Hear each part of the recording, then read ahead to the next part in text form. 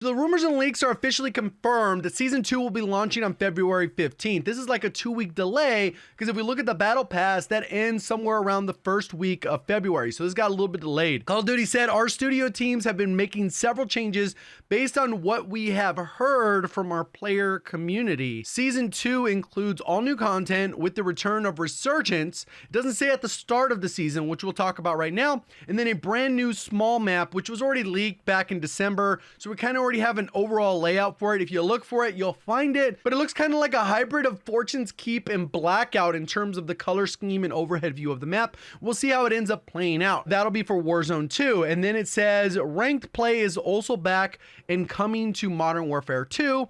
And that should be great, especially for people that hardcore grind that and there's not really much to grind for, along with new multiplayer maps. Hopefully they're actually new and not just remastered, but if they're gonna do remastered, just might as well pump those things out.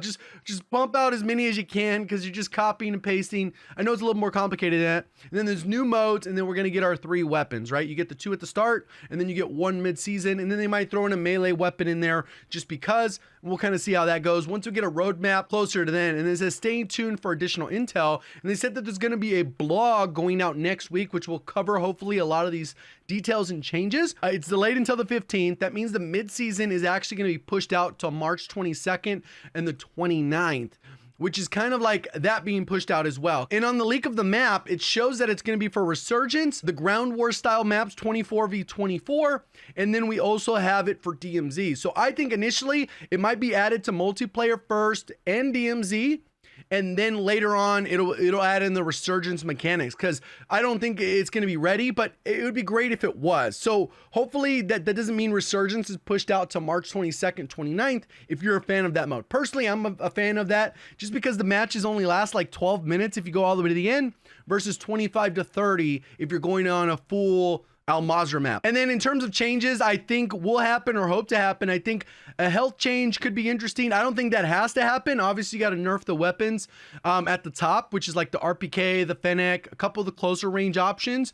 And then we might be in a good spot, right? I think a lot of the close TTK, it's like you instantly get deleted. So I don't think this one's necessary, but I prefer a little bit longer TTK. I know that's not for everyone. I think 3 plate should be a default, and maybe they should modify the way the satchel works. Maybe it turns it into tempered like we had in Warzone 1, or maybe it allows you to hold more plates instead of the 3, you get up to 5.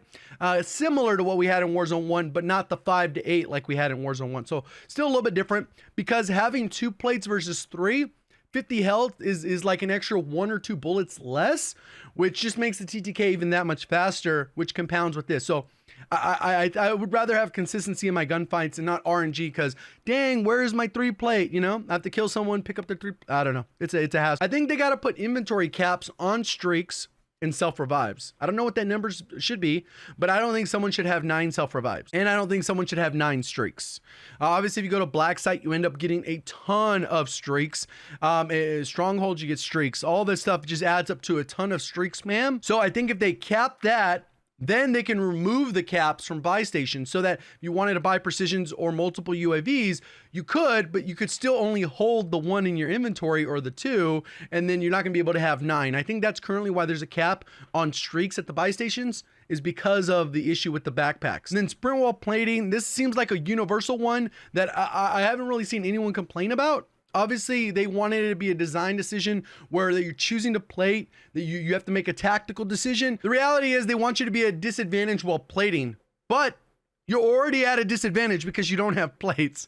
So we'll kind of see how that one's impacted, because that one seems like universally, for the most part, I guess, that should be a change. And then significant reductions to AI in their lethality. Too much for Battle Royale. I understand the strongholds probably won't go anywhere. Black sites probably won't go anywhere.